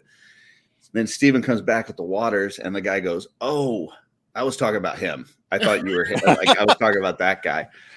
And so my confidence level was like a roller coaster. It was like click, click, click, click. I was just getting more and more confident. And they would go, gone, just out. He's like, no, I was talking about Steven. Yeah, he's really good. I don't even know who you are. I'm sorry, man. So that was fun. But speaking of MWIGTKM, yeah, you guys had, the Four Horsemen actually came out. You had CB there. They did a panel. You were doing the street team. How did that go? And what are you expecting that's going to become a regular thing there? It sounds like it is hopefully a done deal. You never know with Peter, of course. Mm-hmm. But it sounds like the Horsemen plan on coming back. They had a good time. We definitely had a good time with them. And it was a lot of fun seeing, like, I was seeing people that I know from Chicago were driving to MWIGTKM. Mm-hmm. And I feel like that could be the kind of thing that just kind of keeps growing, which is super cool because it's, my buddy's event and it's 20 minutes away from my house. So nice. Yeah, so super nice. That's cool. I know, Len talks about, especially those East Coast shows. There's kind of two different types of shows. There's the shows that are really Horseman heavy and customizer heavy, and you're just kind of taking money all day long. And then there's the other shows where people come in and they really don't know what this stuff is. And so you've got to educate them on, who the Horsemen are, what the product is, and then how you can then get into the customizing and all that stuff. So it's really more of the educational type shows. And at least last year, it felt like MWIGTKM was more of that kind of, there was more of that education part to it. But I think, if it continues to grow and you get more people there, the people that were learning about customizing last year may become regular third-party customers this next year, and so on and so forth. So yeah, I also hope it continues to grow, but it was a lot of fun. It was fun just seeing CB be able to kind of hang out and not have to stress out about selling stuff. Like, you were handling all the sales and stuff at the table, and he was just able to kind of enjoy MWIGTKM and have some fun. Yeah. I told him, I said, you guys are not working. Like, yeah. You're just not. Like, you got to just go chill. You got to, and he even said that it was just like a experience where you got to walk around. And I think they're doing, with that crew they got now, I think they're getting those opportunities so much more. But how wild is it like that, where you go to a show? I mean, you go to MWIGTKM, a small, and you get to actually talk to the creators of a toy line. Yeah. And that's a really cool experience. So the fact that they do that and then give like people like me the opportunity to help sell their figures. I mean, well, and for the people that show up to the table that you were running, like, they're able to get these figures at Horseman prices. And if you're living in Michigan and you don't get to go to a lot of East Coast shows, you may not have too many opportunities to get these things at those kind of prices. So that's just really cool. I think that model that they've been using with the street teams, to me, it feels a little bit better than the whole in stock. Let's just get rid of our inventory through the in stock sales, because then you're selling it to the same people that bought it the first time. Yeah. But with these street teams and stuff, kind of like Dorklayer was saying, like, that's where the line reaches new people. Like, you got folks coming up to the table and buying these figures for $37 that, I mean, you guys had some figures in there that, haven't been around for a little bit. Like, they sent you guys some fire that you had. Yes, they did. So yeah, I think that's just a cool format that they're using. I hope they continue to do that. I know Jesse was just a part of, what was it, RetroCon that you were at with? Yeah, with Len and the Wolf King crew. That I love the educating part of it. Like, I got to do that I kind of replaced Steven at ZoloCon and RetroCon this year. They upgraded. They definitely upgraded. I don't know about that, but it's just really fun getting to talk, because at ZoloCon I was like right at the end most of the day, which was like right in between the Wolf King table and the Horseman table. So people were coming up to Horseman and they were seeing this stuff. And I was like, yeah, come over here after you go through this line. And I got to show a couple people like some of the stuff when Jeremy or someone wasn't at the end there. So it was like almost double duty there. And then at Retro, I really got to do that because the way they had the booth set up and everything was really cool. So getting to educate people and introduce people to it, and how many, especially it felt like at RetroCon, there were a lot of kids or younger people, coming through, and they were seeing it because the stuff was all up and they could see everything. And,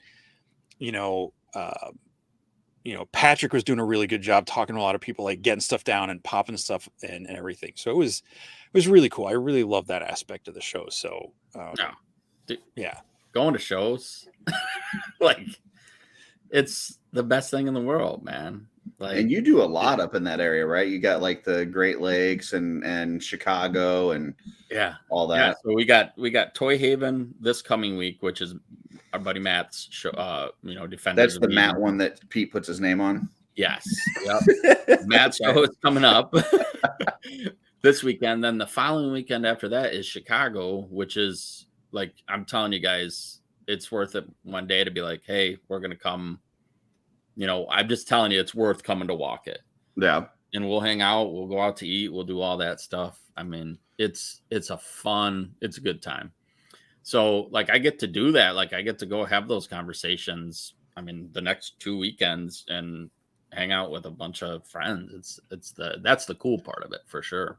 And then go to LegionsCon and just I was gonna party. say, 2 weeks after that is, that's awesome. Yeah. Well, and I kind of got the Muskegon experience this year, and I got to come up and stay with Steven and see the salt piles and see the water treatment plant. Dude, you have went down on a unfortunately very short list of episodes that got deleted. Matter of fact, great episodes. Yeah, and that's what deleted. I was going to ask you about, because one of the highlights was I got to actually sit in the studio. I never thought I'd get to sit in the studio in my life, unless I pulled like a douche where he just like showed up one time when you guys were recording and brought you presents, so you had to let him in, kind of thing. Like I figured if I was ever in the studio, I'd have to weasel my way in like that. But no, I make it in the studio, and it's me, you, Steven, and Nate, and we have a really good conversation, a nice recording, and then it gets quote unquote lost. I still think that Steven did it on purpose. I think he knows that I outshone him in that episode. Gosh, was there something really? Was there something in there that happened? No, not really. I just like to pretend that Steven lost it on purpose. I mean, I can see him doing it. But no, it's one of the few, like you said, that just got lost. Yeah. So, but we'll have our memories. So I called him out on the show today. He was his phone died, and then Jeremy plugged it in. He's like, "Oh, the Apple came up," and I said in the chat, I was like, "Wait a minute! I thought Apple didn't allow villains to have iPhones." Yeah, and he was like, "What? What does he mean by that?" And Jeremy said something like, "Well, you are a villain." He's like, "Yeah." He's like, "Then why are you confused?" Yeah, and it was fun just hanging out, and I brought you guys some gifts and stuff. Got Steven and Pete some alcohol. Brought you a custom, and what I have for Jeremy. Oh, I got some Nintendo thing for Jeremy, a TMNT thing. And when you said alcohol, and then you started to say custom, I thought you were going to say custard, and I'm like, man, that's very specific. And now I want a donut. Yeah, that's the old man Kyle had, but I gave him some soul. So yeah, I love it. Yeah, that was fun. Well, I really enjoyed that. I can't guarantee it, but I'd love to make it to MWIGTKM next year. But I know it's so close to ZoloCon, just time off and travel is going to be hard. That is the one thing, man. The shows are starting to pile up. Yeah. Well, how many, I mean, with, all the Great Lakes and Toy Haven and Chicago, like in Detroit, like how many weekends are you gone for shows throughout the year, you think? I think it's probably about 12. Gotcha. Yep. So average is about once a month, but some months more, and then some months less. Gotcha. Yeah. Some months there'll be 3, and then you'll have months where there's none. What is that? I mean, obviously at LegionsCon, you just have the one table. I know you're probably not really selling legions or too many legions because of what the horsemen are bringing. But like a normal show that you're setting up at, like, what does that travel and setup and all that look like? Like, is that pretty cumbersome? Yeah, that's work. That's the piece of the puzzle. That's like, it's a fun experience, but there's the work that goes into it, So yeah, like I've got a pretty big trailer, haul a big trailer, grid wall.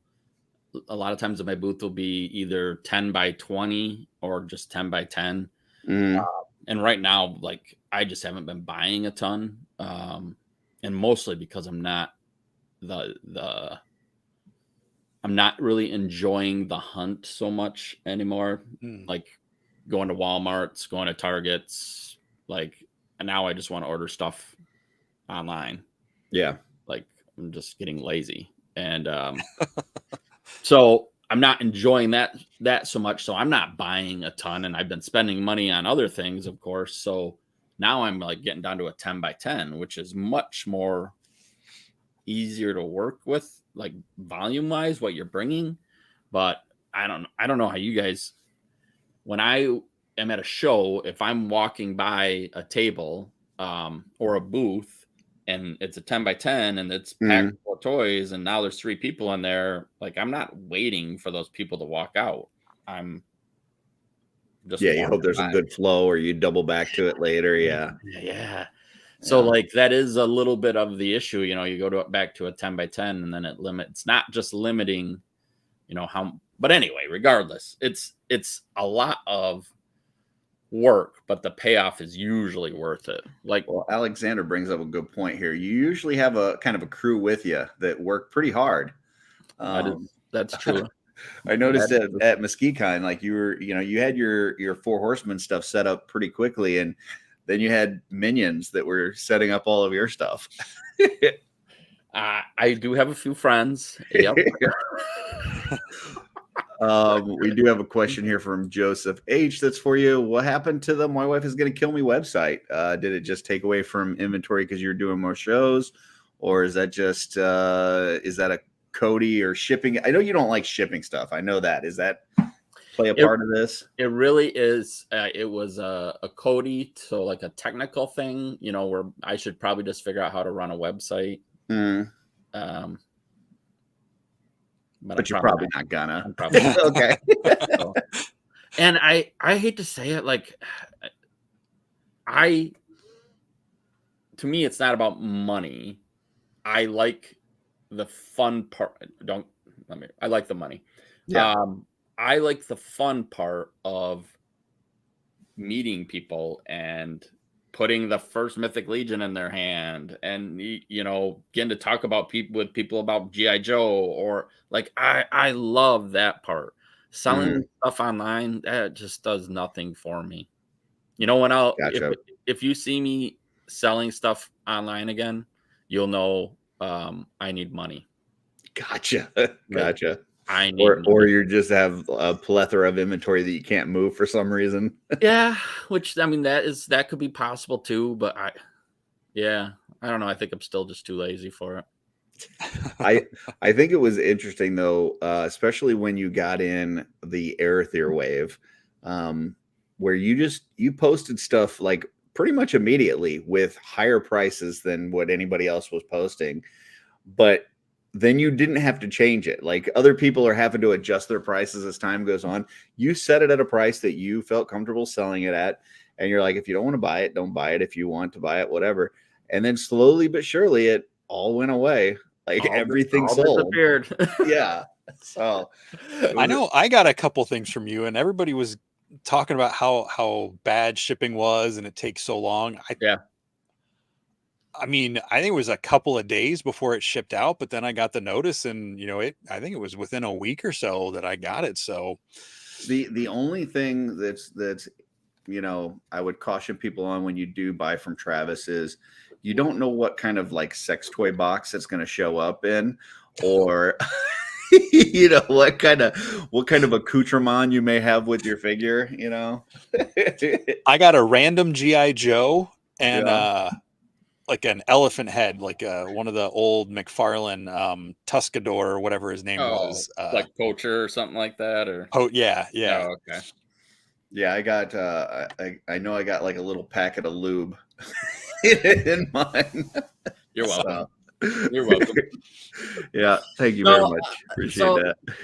This is how horrible. God dang it. You're not coming to My Wife Is Going to Kill Me for quality. Okay. It's fun. Yeah.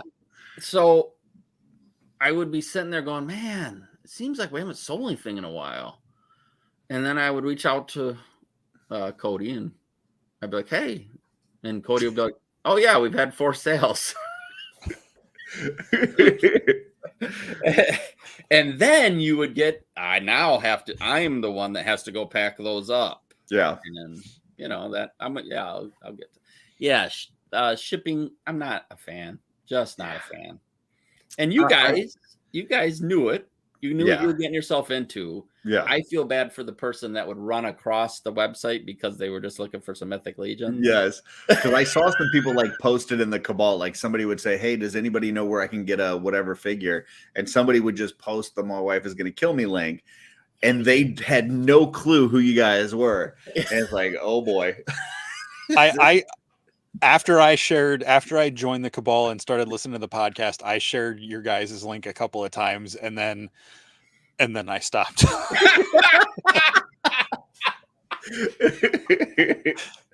Yeah. Yeah. So I don't know. I'm really just not feeling, having a website again. So I get that. I mean, you are a very social person. I could see that the interaction is, more rewarding for you.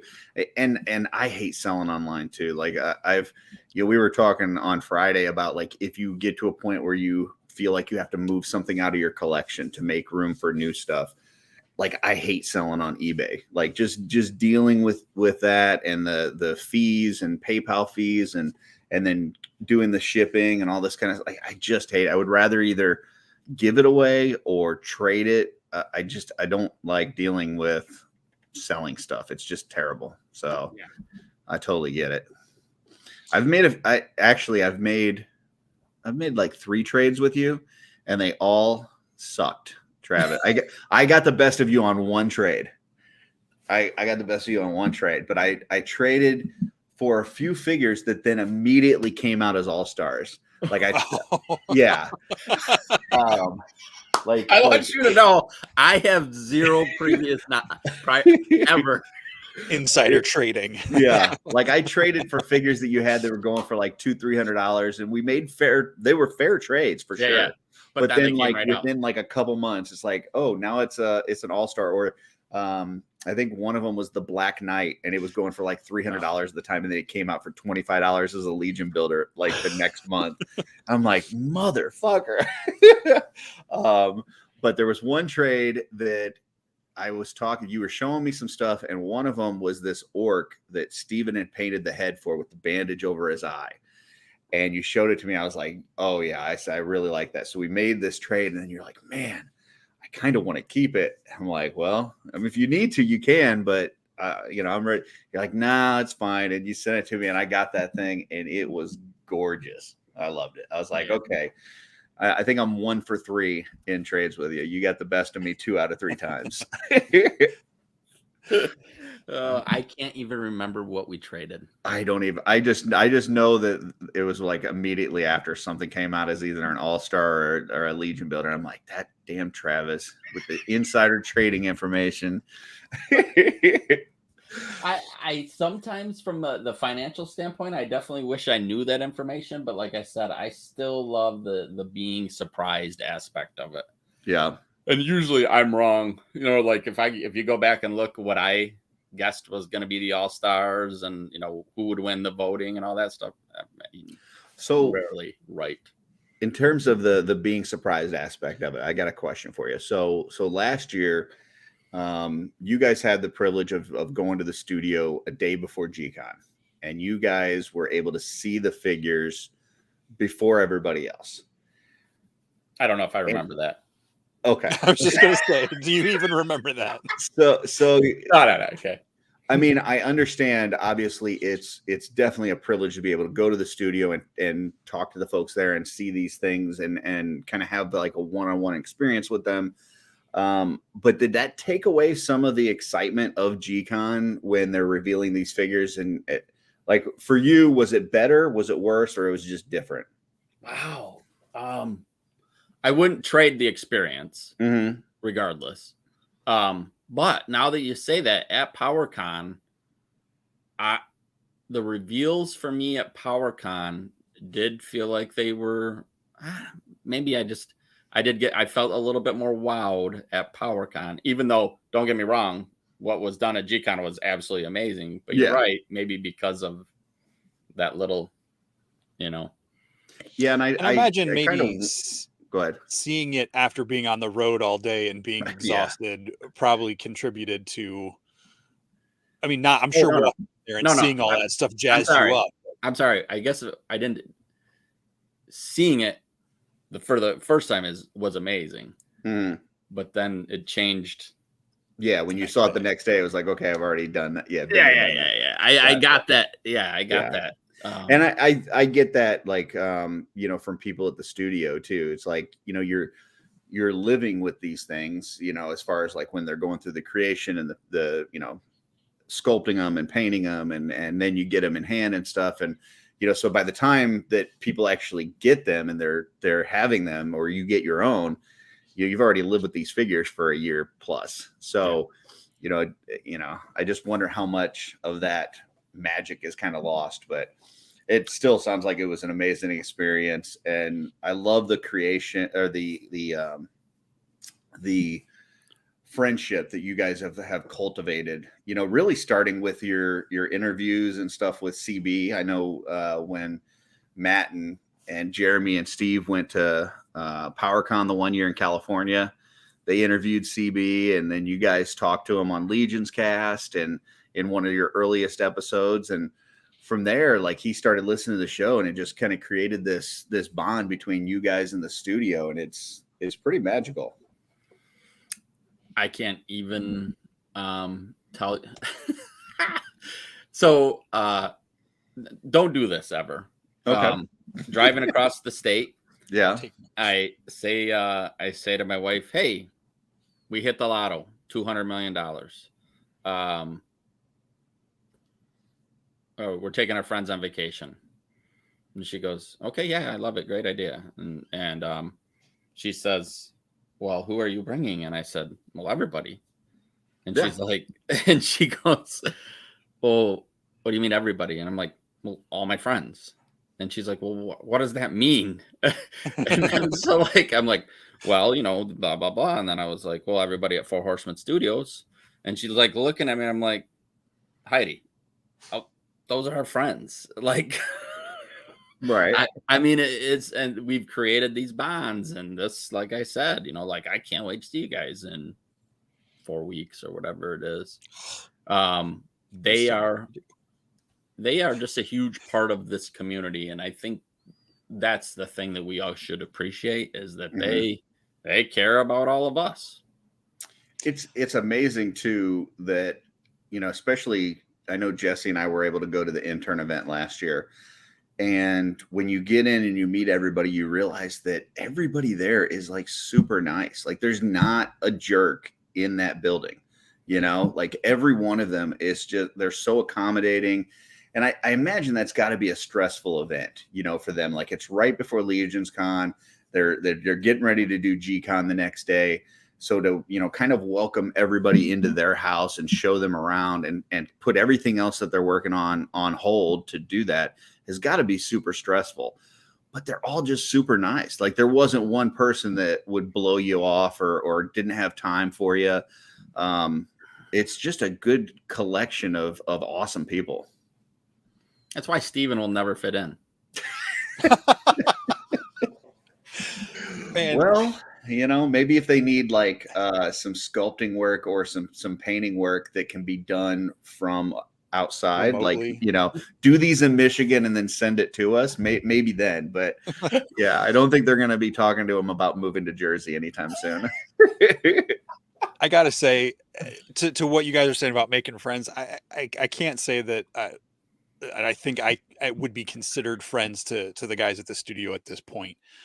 Maybe someday, but whenever I check Instagram and I see that Jim has liked some of my posts, oh yeah, that just makes my day. Yeah, it's just like scrolling through. I'm like, Jim, I'm like, all right, I don't care who else looked at it now. Like, Jim looked at my picture, I'm good. And it's so amazing how fast this stuff happens. Like, before, like, I've only been listening to My Wife Is Going to Kill Me for a couple years now. And before that, I was listening to Potu for quite a bit before that. And so I only knew you as the guy. I was like, Travis, oh yeah, that's that funny guy that comes on every now and then and asks them a bunch of weird questions, you know? Yep. So, you know, so to go from that and then start listening to My Wife Is Going to Kill Me. And you know, we've had many conversations and stuff. And obviously I donate a bunch of money towards your super chats. You know, oh, you don't say. Yeah, exactly. I told the Euro guys I don't want to see an invoice for what my super chat total is for the year, but I can only imagine. But you know, just to go from that, like, to where it's like, I'm so excited to see you guys last year at LegionsCon, and we get a picture together. My wife surprised me with this like metal print from one of the photo places. And it's like one of my favorite things. I've got this thing where it's like, you know, My Wife Is Going to Kill Me, guys. And you guys were all kind of huddled around me, hugging me and stuff. And it was like, man, I never thought that I would get to, I don't want to be like meet your heroes, but it was like, man, I just love these guys, man. And to be able to see you guys and meet you and take a picture with you, it was surreal. So, dude, that's the amazing part about it. Like, I mean, we're all just people who like the same stuff, who have like minds, and I like look at you guys and go, you saw how horrible we are. And you're like, oh my gosh, those guys can do this. We can do this easy. It does inspire a little bit of confidence, that's for sure. Monkeys are doing it. They're monkeys. I've had a YouTube show for years doing comic reviews and different things, and it just never went anywhere. And then when I fell into the cabal and got into all this, and it just clicked with the right people and took off. And I was like, cool, I'm changing my topic a little bit, but like I'm still just getting to do what I've always wanted to do here. Yeah. And it's like I met you guys before I knew who My Wife Is Gonna Kill Me is. Like I didn't. Sean talked about it, but I never listened to it. I didn't listen to podcasts. Yeah. And he talked about it. And I met Jeremy because he was on Offworld with us for an episode with Dooch and Sean. And Sean was like, "Oh yeah, they're the other guys with Jeremy." I was like, "Oh okay. Oh, My Wife Is Gonna Kill Me. That's a dramatic name for a show." So I'm like walking in, talking like Sean's introducing me to you guys, and it's like he's clearly like kind of in awe of meeting you guys. And I'm like, all right, they're just dudes. And then like as soon as I start listening to the podcast, I'm like, oh man, what kind of blockhead was I just walking around there like not realizing like that there's these not that I thought I was anybody, because I didn't know anything about Legions really going into that first convention, and it was just like I was like, oh, there's a whole world here. This is great. I was sitting there listening to Potu for a couple of years and I heard them talk about My Wife Is Gonna Kill Me, but I just never, listened to or watched the show. And then I'm like, man, I've been wasting my Sundays in church. Well, that was one of the first things I remember about you. It was like they were making jokes about you like having your earbuds in while you were at church. Yeah. And Sean got Pete to take a picture of that first convention, and I look at my phone on the drive back, and I'm like, who is this guy? Like he took like 6 pictures of himself on my phone when he was taking a picture of me and Sean. Yeah. That sounds about right. I was like, I was like, he's kind of fun. I tell you what, though, I think like having Cody there has been like, to me, that's been the best improvement to your guys' show, because I love watching you on YouTube. Like listening to you guys is great, but watching like the cigar episode, right? Yeah. And Heidi comes in, and you see Steve's look on his face when he's like still trying to act cool, but he's scared shitless. Like you don't get to hear that terror, where you can see it in his face. And then seeing Pete like, oh, I told him, it's like, some of that shit is just hilarious seeing you guys do that stuff. So I love watching you guys on YouTube. I agree, because getting to interact, even if you guys don't read the comments, getting to interact with other people while it's going on makes it more enjoyable. But the first couple of times I was listening was straight audio, and I was driving down to a different town to work over a weekend to help someone out, and I almost had to pull over. I was laughing so hard because I don't remember what it was you guys were talking. It was something with butts or poop or something. I don't know. It was just I just lost it. Like I couldn't see. And I was like, I'm gonna get into a car accident if I don't stop listening to this right now. Now, I will say that I was listening to kind of a marathon of your guys' audio shows, like the early ones, on the way to LegionsCon, because I had to keep myself awake, and Billy Beige was the worst partner to drive with in the history of partners. So I'm listening, and I gotta tell you, man, that first episode you guys did was fucking rough. I was like, I'm listening to it, and like Steve's got all these like questions for you guys scripted, and it was just, I'm like, man, these guys are so stiff. It is night and day to like how comfortable you guys are with, like you'll just be like, oh yeah, let's talk about, gorillas masturbating or whatever it is. Yeah, You're too like, comfortable. Too Yeah. comfortable. yeah. But yeah, those early ones were a little rough. But yeah, I probably listened to, oh man, it was like a 17-hour drive, and I think I listened to you guys all the way there and most of the way back. So, Wow. good stuff, man. I really am enjoying it. You guys are doing some awesome, fun stuff, and can't wait to see you again at LegionsCon for sure. Yeah, it's gonna be a great time. I can't wait. Yeah, It's gonna be awesome. very cool. Beautiful. Jesse, did we have anything else that we wanted to get from Travis that we wanted to extract from him while he's here? Well, you don't have to get super serious about this because I think it was a playful question, but not to like dive too much into your normal day job. But someone asked a question up here. Are you a beat cop, and have you ever taken the cruiser out to hunt on a slow day? Now, don't incriminate yourself here if you can't answer that question. And I believe he's talking toy hunt, not like. Oh. Yes, yeah. Toy hunt. It was when you were talking about going to the stores. I would say I am close to that, and I definitely have took the cruiser on a toy hunt before. Don't you do a lot of the in the school stuff? Yes. Like, yeah. Wait, you're allowed to go around kids? Crazy, isn't it? and are you officer friendly? Is that? I think more like Blart, probably. Paul Blart. Gotcha. You're rolling on a Segway. Yeah. What up? Yeah. Good stuff. Oh, that's great. So I don't want to get into spoilerish stuff, but Ahsoka just finished. I'm guessing you watched that whole series. Yep. What are your just spoiler-free thoughts on the series? I personally loved it. Clone Wars Rebels is two of my favorite Star Wars properties, and this just hits that stuff home.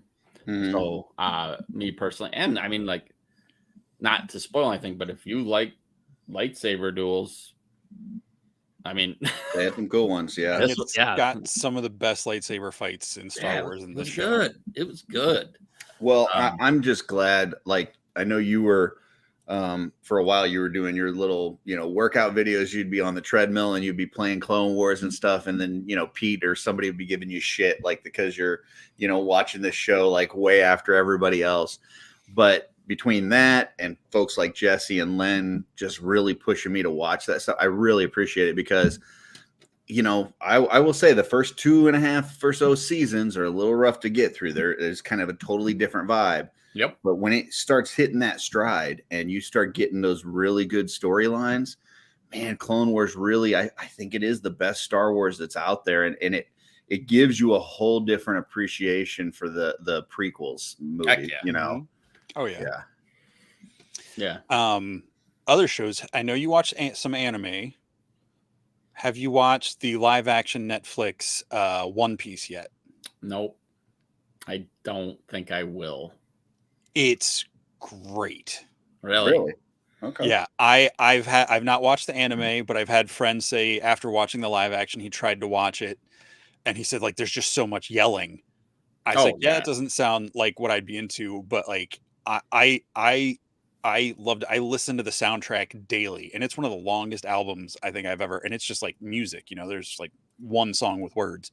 So so you're saying that the live action it wasn't so yelly like that? It's not so it's weird as shit. It's weird. Well, yeah, it's a weird story, yeah. Because like they eat that fruit and he stretches and gets bendy and stuff, but like I didn't know that, so that kind of shocked me when I was like, what the hell am I watching? I started watching, I was like halfway through the first episode and he was doing all that stretchy weird shit and I'm like, what the fuck am I watching? And I just kind of turned it off, but I may go back and try it again. It's worth it because like he's Monkey's like Luffy's he's almost like this naive, lovable idiot, but like he's kind of like the anti Jack Sparrow. Like he doesn't have a plan. He's kind of making up as he goes, but it's like all for the good of his friends and the people he cares about. Like there's really weird endearingness to him and the way this crew pulls together that I really, really liked. But it's like I said, it's weird. It's really weird, but I absolutely loved it. Yeah, I might check it out. My kid loves the anime of it, so it might be something where we could sit down and watch it. I think seeing the anime, there's no way I'm gonna like it though. The effects on it, like the way they did the costumes and the way that people look, they did not shortchange the budget on that. Yeah. Show. And I we wouldn't be able to finish this episode without getting some of your thoughts on the MCU and just kind of where things are going and most recent series and like it definitely, at least for me, it feels like it's kind of gone down in quality a bit. Do you feel like that's going to bounce back, or do you feel like we've passed the golden point of the MCU? Gosh, wow. Being the hard questions for the being end, the fence, man. being the fence rider that I am, I would say I still think there is some really good stuff going on. Mm-hmm. But I feel like there's a lot of stuff like I really don't. I don't think I'm gonna go see Marvels. Like that might be the first Marvel movie that came out in the theater that I didn't go see. Yeah, I don't think I'm gonna go see it. And it's not like I didn't like those characters in the comics. Like when I would read them, they wouldn't be and it's nothing. I just they didn't do it for me. But I understand that movie is not for me. But it also feels weird not to go see a Marvel movie in the theater. Right. Like I'm like I saw them all. I'm pretty sure. So like I don't know. It is they're putting out a lot of stuff that I know is not for me. Mm-hmm. I'm glad they're putting it out because I want the people that it's for to be able to enjoy it. But I'm like you said, the only thing I feel like they can do is bring back Cap and Iron Man and they don't have to bring them back for but at least incorporate them into a story somehow. Like I feel like, but man, I feel old when I say that. Yeah, I mean, we were talking about this a little bit on Friday, but it does feel like a little bit of the star power is kind of gone. But that being said, we know that at least some point in the roadmap coming up, you've got Fantastic Four, you've got the X-Men, like that is stuff that should interject some of that, like, hey, I know that character, like this seems like it's going to be exciting, but it feels like this whole, like from the time that they bought the properties and stuff back from Fox, it's just taken a really long time to get the mutants and everything kicked off. It's like, and so we're getting all these B, C, D-list characters. And not only that, but they're taking stuff, and instead of having a 2-hour movie, now we've got an 8-hour series that you're stretching it out and adding all this content that maybe is not necessarily needed. So I don't know. That is the key. What you said is right. As soon as they bring in the X-Men, which they'll be able to tell any story they want, and so as soon as they bring in them, they start the Fantastic Four. No, you're right. They will get that interjection back, and then I'll be right there. I think. Go ahead, Jesse. I think part of it is I said this a little bit on Friday night too, that they're a victim of their own success, to where like, everybody thought Ant-Man was going to flop. Everybody thought Guardians of the Galaxy was going to flop. And those were both pretty strong movies. They just kind of like loosened up the belt and weren't really paying attention and just kind of let directors do whatever they wanted instead of focusing on really good stories and trying to make this everything connect instead of focusing on the individual story and have a thread that could connect. And I think they're realizing they've made some mistakes. It just takes a long time to course correct that in an acceptable way without being like a knee-jerk reaction like Batman v Superman was supposed to be the Man of Steel 2, but because there was such a reaction to the end of the way Man of Steel ended, they're like, well, we gotta just get to it and push it. So I think there's a chance for them to redeem this. Yeah, definitely with X-Men and Fantastic Four, but Loki's off to a strong start. The first episode of season 2 this week. I think there's some real good potential there. Yeah, I see what you're saying about like letting go of the reins a little bit, because like I think Thor Ragnarok to me is the best Marvel movie. Like I just love that movie.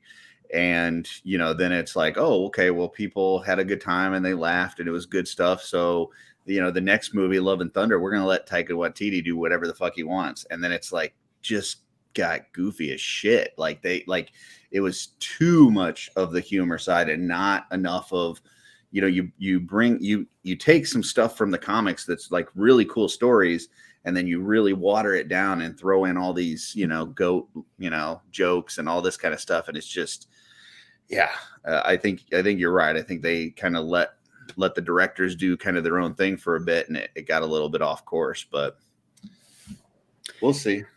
So let me ask you guys this. I don't want to, I'm not trying to keep you guys up all night now, but because we're good. Yep. We've gone 3-4 hours before, so we're good. Oh my gosh. I shouldn't even ask this question then. But so, do you guys feel like they're like infusing children into a lot of the stories? Like, yes. And so then is the question: is that Disney trying to is that Disney trying to, hey, let's get kids, make them kids shows, so the kids will like them down the road?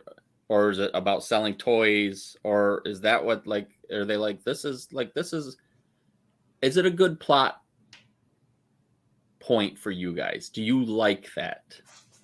For me, it's not a good plot point, but it is always about money. Like if you know, let's say the, 25 to 50-year-old male demographic, you already got them. Like they're going to these movies. Like you said, good movie, bad movie, you've pretty much seen every one of them in the theater. There's, that demographic of us has already been going. So now if you can get some women to watch more, and that's not to say that there's no women that watch, but if you can get more of them to go, if you can get some kids to go and watch it, now all of a sudden you've increased your dollars. And then, like you said, then you get toys, sales and merchandising and different things like that, then that's more dollars too. So, kind of similar to, I think that Mando has kind of gone to this point where like everybody fell in love with the Baby Yoda, the Grogu. And then, so now you've got to put him in every single episode, and they're selling so many of these stuffed animals and toys and all this kind of stuff. And it kind of takes away from the story a little bit. I hate Grogu. Oh. Yeah. Yeah. So I do think it's all about money. But for your question to us, like, do we feel like, for me, it doesn't work? No. Jesse, what do you think? I'm trying to think, like kids. So there's like, what was there? America Chavez and Thor's adopted daughter are like the youngest, and Ms. Marvel, Kamala are like the youngest ones I can think of. And Kamala, but then Thor: Love and Thunder, they brought in all those kids at the end that they gave Thor's powers to, and I mean, the kids were all taken like that. That to me just seemed more like a random thing to do in the movie. Which at the moment, I actually like that moment. I wish the movie was better, but I like that moment overall. But no, I think they're building towards the Young Avengers. I think they're building towards that storyline. And Greg said it before I got to, I think they're trying to bake in longer contracts with younger actors and actresses. That makes sense. If you can get some people that are in their before late they're teens, known, early 20s, not even before they're known, but like you get them, you can run them for 20, 25 years before, they're getting too old to do stunts safely or whatever. Yeah. Yeah.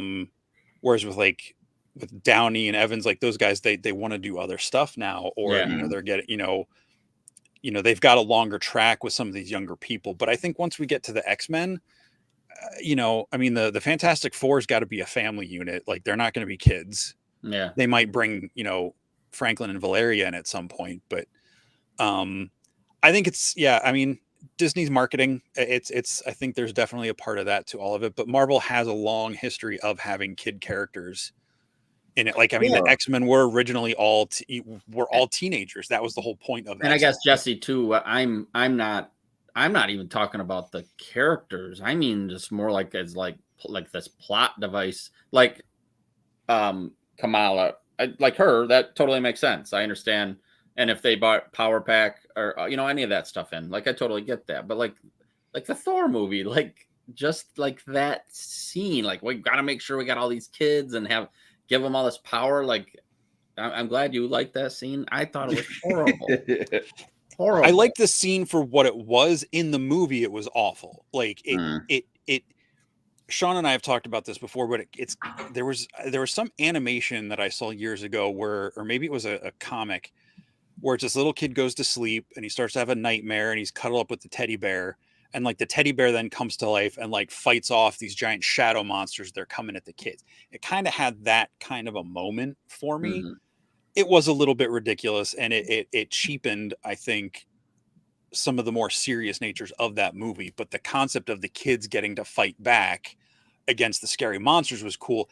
If that had been its own story, if there was like a short Disney Plus series about the kids that Gore had taken as like kind of a subplot, like that would have been a more fun place to have that. But I was fractured out of that movie by the time that happened. I liked it for the moment it was, but not where it fit into the whole story. But I mean, the whole movie was garbage anyway. I mean, you got this guy that you're calling the God Killer, and we literally see him kill no gods like throughout the movie. It's like, okay, this is like, especially when like Thor showed up at Olympus or whatever, and you got I'm like, oh shit, this dude's gonna come in and just slaughter all these folks, and it never happens. And it's like, I don't know. It was the movie should have been so much different than it was. Yeah. And that's the problem. That's one of those examples where reading the comic sometimes they just can't do it. Like and they could have done it,